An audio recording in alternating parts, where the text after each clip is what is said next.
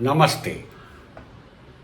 Let's get back to our favorite good old friend, the king and his minister.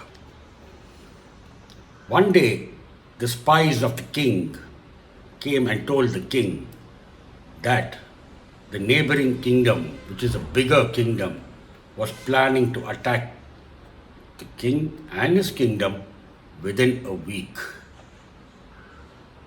The king immediately called for the council of his ministers, and all his ministers suggested to him to please surrender, at least this way. There will not be any bloodshed because the possibility of the king winning against such a massive kingdom who is their neighbor is not possible at all. The king did not like this idea at all, and he said, "No, we will not give up without a fight." The king then called for his favorite minister, the prime minister, and asked him his opinion in private. The prime minister suggested, after great thought, "Let's attack immediately. The neighboring powerful kingdom needs a week, 10 days to attack us because they are yet preparing for war. If we wait, we will definitely lose. But if we attack them immediately when they are yet preparing for war, we will catch them unaware, and there is at least a slight possibility of winning. And even if we lose, we will lose with dignity, not just, putting our hands up." The king liked the idea. He immediately summoned for his army to get ready and prepared for war. He even called the young men of his kingdom, whoever were willing to participate in this so-called struggle of victory, and whoever participated, even they were given arms and ammunition. The next morning, the king and his army rode out immediately to the neighborhood kingdom. Between the two kingdoms, there was a bridge. Once the king and his full army crossed the bridge, the king instructed his army to destroy the bridge immediately and set it afire. That was done, but his army was in shock. Why? Why would such a thing be done? Why would such a decision be taken?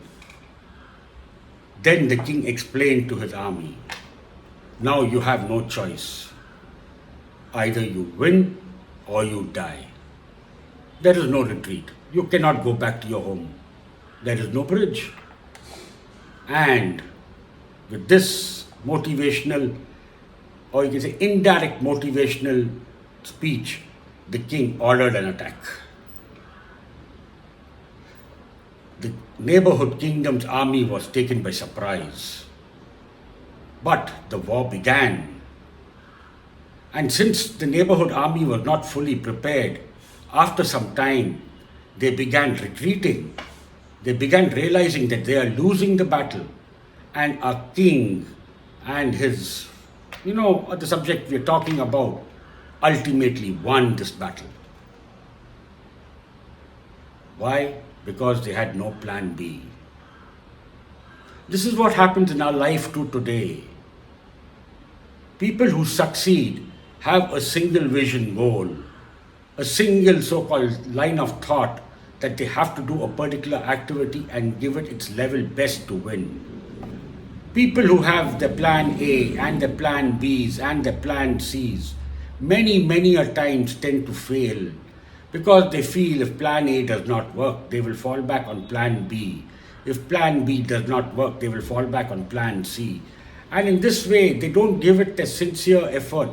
They don't give it their so-called best shot to win, to get what they want in life.